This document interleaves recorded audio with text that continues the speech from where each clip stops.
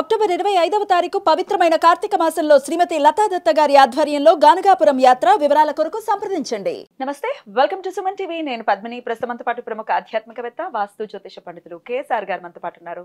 మాట్లాడదాం. సార్ నమస్తే. సార్ ఎలా ఉన్నారు సార్? ఆశ్వయుజ మాసం అంతా కూడా చాలా చాలా అద్భుతమైనటువంటి మాసం అని ఖచ్చితంగా చెప్పుకోవచ్చు. అమ్మవారి ఆరాధనతో మొదలైనది, మళ్ళీ అమ్మవారి ఆరాధనతోనే ముగుస్తుంది దీపావళి అమావాస్యగా. దానికంటే ముందు కూడా చాలా చాలా బ్యూటిఫుల్ డే, అలాగే చాలా దీనికి మార్కెటింగ్ బాగా ఎక్కువైనటువంటి రోజు ధనత్రయోదశి. ధనత్రయోదశి వైశిష్ట్యం ఏమిటి? నిజంగానే బంగారం కొనుక్కుంటే మన జీవితాల్లో మరి బంగారమయం అయిపోతుందా? ఎందుకంటే ఇది నార్త్ నుంచి ఒకంత అడాప్ట్ చేసుకున్నటువంటి ఒక కల్చర్. వాళ్ళు ఓన్లీ బంగారమే కాకుండా ఇంకా రకరకాల వస్తువుల మీద కూడా వాళ్ళు కాన్సన్ట్రేట్ చేస్తారని వినడం జరిగింది. అంటే కొత్త ఈ స్టీల్ గరిటెలు కూడా కొనుక్కుంటారు, చీపుళ్ళు కొనుక్కుంటారు, ఇట్లాంటివేవో వినడం జరిగింది. శాస్త్ర ప్రమాణకం కూడా అవసరం కాబట్టి ఈ ధనత్రయోదశి వైశిష్ట్యం ఇంకాస్త పెరుగుతూ శనిత్రయోదశిగా, అంటే శనివారం వస్తోంది కాబట్టి శనిత్రయోదశిగా కూడా ప్రదోష వేళలో త్రయోదశి ఉంది. మొన్న శుక్లపక్ష త్రయోదశి కూడా శనిత్రయోదశి, మళ్ళీ ఇప్పుడు అలాగే ఆబ్వియస్ గా అలాగే వస్తుంది. మరి ఇప్పుడు ఈ శనిత్రయోదశి అలాగే ధనత్రయోదశిని ఎట్లా వినియోగించుకోవాలి ఒకసారి మీ ద్వారా సార్? తప్పకుండా. ఇది ఇక్కడ మీరు సంప్రదాయం అనేది మాట్లాడారు కనుక నిజానికి ఏంటంటే కనుక ఏదైనప్పటికీ ఇప్పుడు మనం వైశాఖ మాసంలో అక్షయ తృతీయ అనేది కానీ, ఇప్పుడు ఈ ధనత్రయోదశి అనేది కానీ కొద్దిగా కమర్షియల్ చేసినాం. అంటే మన ఇంట్లో వస్తువులు సరే పోలండి, అదేమి చెడు కాదు కదా, మన ఇంట్లో ఆడవాళ్ళకే వస్తువులు అమ్ముతున్నాయి, మనం బయట దానం చేయట్లేదు కదా. బయట వాళ్ళకి దానం చేస్తే అలాగే ఆపేస్తాం మనం. యాక్చువల్ గా దానం చేయమనే చెప్తుంది తినాడు. మనం చేస్తే ఏ పుణ్యమైనా సరే అది 10 అవుతుంది అనేది కదా. అందుకని మనం దానం చేయాలని, దానం చేయడం కాదు, మనం కొనుక్కుంటాం. అంటే షాప్ వాడు మనకేం దానం చేయట్లా, డబ్బులు ఇస్తేనే ఇస్తున్నాడు. సరే పోనీ అలాగే ఏదో అయిపోతుంది. ఇప్పుడు ధనత్రయోదశి కూడా మీరు వాస్తవం చెప్పాలి అంటే కనుక అసలు ధనత్రయోదశి అనేది లేదు సంప్రదాయంలో. సో ఈ క్షీరసాగర మదనం చేసేటప్పుడు మనకి 2 శక్తులు ఉద్భవించాయి. ఒకటి ధన్వంతరుడు, అంటే ధన్వంతరి, ఆయన అమృత బాండం పట్టుకొస్తే అది రాక్షసులు తీసుకెళ్ళిపోవటం అనేది. అప్పుడే మోహిని యుద్ధం అనేది జరిగింది, విష్ణుమూర్తి మోహిని అవతారాలు. తర్వాత మళ్ళీ వెంటనే అదే రాపిడిలో అదే మదనంలో లక్ష్మీదేవి ఆవిర్భవించింది.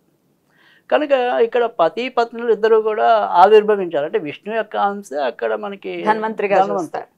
ఆ ధన్వంతరి జయంతి కాస్త ధన్వంతరి జయంతి, ధన్వంతరి త్రయోదశి అనేది కాస్త ధనత్రయోదశి అయిపోయింది. Okay okay. అంతేగాని అసలు శాస్త్రంలో ఎక్కడ కూడా ధనత్రయోదశి లేదు. ధన్వంతరి నుంచి పుట్టిందే ధనత్రయోదశి. కాకపోతే ఇక్కడ మనం దేన్నైనా సరే కొద్దిగా మంచిగా స్వీకరించడం అనేది మనకి మొదటి నుంచి మన నరనరాన ఉన్న తత్వం కాబట్టి దాన్ని పాజిటివ్ వేలో, అంటే సరే లక్ష్మీదేవికి మనం ఏదైనా సరే ధనంతో పెట్టి పూజ చేయటంలో తప్పేం లేదు కదా. కనుక ఖచ్చితంగా పూజించుకోవటం వల్ల, అంటే మనం చేసే ఇంచుకు మాత్రం పుణ్యమైనా సరే అది ఎంతో కొంత మన కర్మని హరింపజేస్తుంది. సో చేయటంలో తప్పలేదు. కాకపోతే ఎక్కడైనా సరే అతి సర్వత్ర వర్జయత్ అన్నారు, వేలం వేరి అనేది పనికిరాదు అన్నారు. సో సాక్షాత్ పరమశివుడు చెప్తాడు, ఎప్పుడైనా సరే నువ్వు రాజసికంలో చేసింది కన్నా కూడా సాత్వికంలో చేసింది మాత్రమే నాకు నచ్చుతుంది అంటాడు. మీ దగ్గర బోలని సంపదలు ఉన్నాయి, సంపదలతో ఆయన్ని మభ్యపెట్టలేరు మీ యొక్క ఆడంబరాలు, అది ఆయనదే బైదవే కదా. అందుకని నువ్వు ఎంత సాత్వికంగా చేస్తే మనకి అంత మంచిదే అని చెప్పి ఆయన చెప్పడం అనేది చేశాడు. అలాంటప్పుడు నువ్వు సాత్వికంగా నీ ఇంట్లో అంటే 10 రూపాయలు ఉంటే 10 రూపాయలతో పూజించు, అంతేగాని అప్పుకు పోయి మీరు ఏదో ధనానికి పూజించాలి అంటే, లేదా బంగారు నాణ్యాలతో పూజించాలి, లేదా లక్ష్మీ గణపతులను బంగారు మూర్తిలో ఇప్పుడు 2 పెరిగిపోయాయి ఇప్పుడు. అవును, ఇంత పెరగడం ఏమిటో కదా. అందుకని అలా కాదు, మీ శక్తానుసారం పూజించండి అనేది మాత్రమే శాస్త్రం. అంతేగాని ఆర్భాటం వద్దు, వేలం వేరు వద్దు. అయితే ఈరోజు మనం ఏదైనా సరే ధనత్రయోదశి అంటే నిజానికి ఏంటంటే కనుక ఈ ధనత్రయోదశి నుంచే మనకి మరొక పెద్ద ఏమంటే హిందూ మతంలో కానీ, హిందూ ధర్మం, మతం అనేది లేదు కానీ హిందూ ధర్మం అనేది, ఆ హిందూ ధర్మంలో చెప్పింది ఏంటంటే యమపంచకము. ఆ యమపంచకం అనేది దీనికి నాంది. ఈ రోజు నుంచే మొదలవుతుంది. 5 రోజులు, త్రయోదశి, చతుర్దశి, అమావాస్య, పాడ్యమి, విధియ. అంటే ఇది మనకి ధనత్రయోదశి తెలుసు, తర్వాతది నరక చతుర్దశి తెలుసు, తర్వాత దీపావళి తెలుసు, తర్వాత బలిపాడ్యమి, తర్వాత 5వది వచ్చేది యమద్వితీయ లేదా భాతృద్వితీయ, భగిని హస్త భోజనం. దాన్నే భగిని హస్త భోజనం అని కూడా అంటారు. ఈ 5 రోజుల పండగ ఇది. అంటే ఈ 5 రోజులు మనకి ఏం చెప్పారంటే ఇవాళ నుంచి మీరు ఏదైనా సరే దక్షిణంలో పెట్టిన దీపం మళ్ళీ దీపావళి అంటే ఆ పాడ్యం విధి నాడు దాకా కొనసాగాలి. అఖండంగా పెట్టాలా? అంటే 5 రోజులు పెట్టినప్పుడు మనకి పెద్దవాళ్ళందరికీ కూడా చక్కటి మార్గనిర్దేశకం అనేది జరుగుతుంది. అంటే వాళ్ళకి ఒక దారి చూపించడానికి దీపం హేతు అవుతుంది. అందుకని దక్షిణంలో పెట్టాలి. దక్షిణంలో యముడు కొలువై ఉంటాడు కనుక దక్షిణ అభిముఖంగా.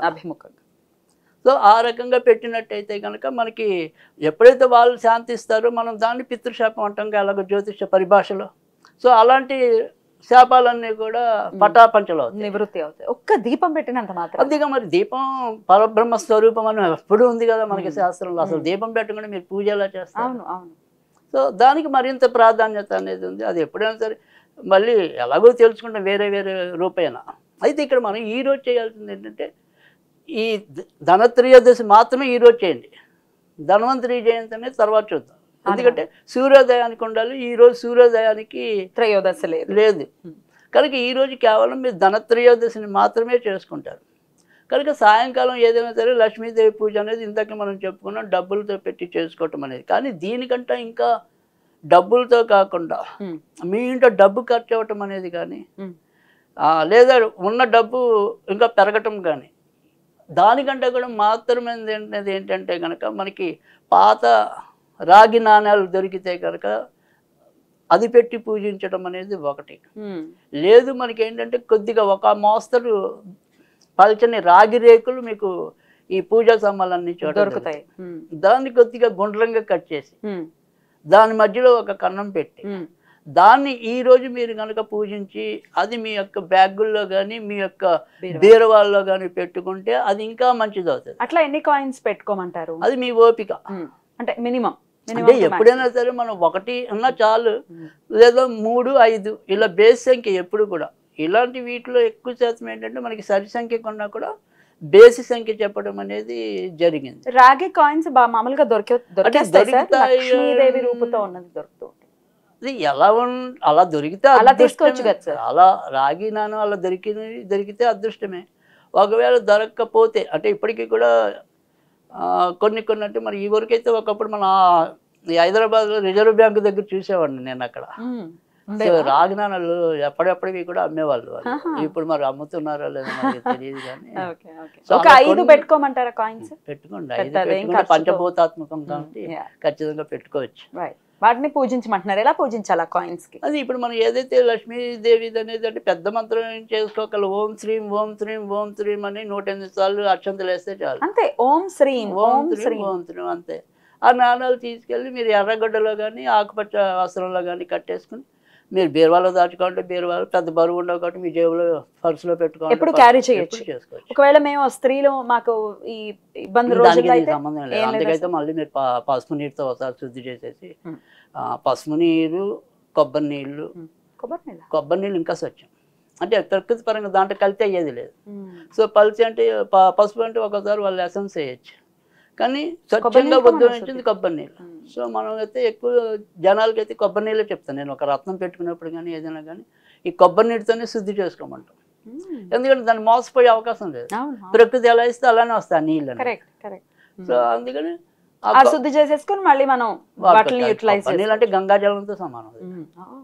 సో అందుకని కొబ్బరి నీళ్ళతో శుద్ధి చేసుకుంటే చాలా మంచిది. ఈ హ్యాండ్ బ్యాగుల్లో పెట్టేసుకోవచ్చా సార్? అదే నేను అంటున్నా. ఎలాగైనా మీరు మీ యొక్క వీలుని బట్టి ఉపయోగించుకోవచ్చు. దాన్ని ఖచ్చితంగా మంచి ఫలితం ఉంటుంది. ఎందుకంటే ఇలాంటివి కన్నా కూడా రాగి అనేది ముఖ్యంగా మనం గ్రహాలు బట్టి చూసినప్పుడు కుజుడికి రవికి గురుడికి ముగ్గురికి కూడా ప్రీతికరమే. అంటే బంగారం అనేది పక్కనట్టండి. సో ఇది చాలా మంచిది. సో గురుడు కుజుడు రవి బాగుంటే ఆరోగ్యం బాగున్నట్టు, పరాక్రమం బాగున్నట్టు, సంపద బాగున్నట్టు. ఇంకా అంతకంటే ఉంది. అంతే. అద్భుతం సార్, చాలా బ్యూటిఫుల్ గా ఎక్స్ప్లెయిన్ చేశారు. అయితే దీపం ఈ రోజున మొదలుపెట్టి 5 రోజులు పెట్టుకునేటటువంటి ఒకవేళ మనం చేయగలము అనుకుంటే అది చేయొచ్చు అని చెప్తున్నారు. పితృ అనుగ్రహం ఉంది అంటే దేనికి ఇంకా అన్ని ఉన్నట్టే ఖచ్చితంగా. అయితే ఏదైనా స్విచ్ వర్డ్ రూపంలో కూడా చెప్పండి సార్. మీరు బ్యూటిఫుల్ గా ఎక్స్ప్లెయిన్ చేస్తూ ఉంటారు స్విచ్ వర్డ్స్ ఆ రోజున ప్రత్యేకంగా చేసుకోవడానికి. తప్పకుండా ఈరోజు మనం ఏదైనా చేసుకోవాలి అంటే కనుక అది స్విచ్ వర్డ్ అవ్వచ్చు. అది స్విచ్ వర్డ్లో కూడా మళ్ళీ వేదపరమైనది అని అనుకోవాలి. అంటే అగ్ని అగ్ని అగ్ని అంతే. అగ్ని అనుకోవాలి. రైట్ అలా అనుకుంటే మంచి ఫలితం ఉంటుంది. మంచి ఫలితం ఉంటుంది. వేదిక సూచివాటిని కూడా తెలియజేశారు కాబట్టి ఖచ్చితంగా ఇది చేసుకుంటూ డెఫినెట్ గా ఇదైతే ధనత్రయోదశి ఉందో ధనాన్ని అది చాలా పాపులర్ డే కాబట్టి డెఫినెట్ గా దాని నుంచి ఒక బ్యూటిఫుల్ వైబ్స్ ఉంటాయి డెఫినెట్ గా. తప్పకుండా. సో అది ఆస్వాదించాలి మన వాళ్ళని మనస్ఫూర్తిగా కోరుకుంటూ చాలా చక్కగా వివరించారు సార్. కృతజ్ఞతలు. నమస్తే సార్.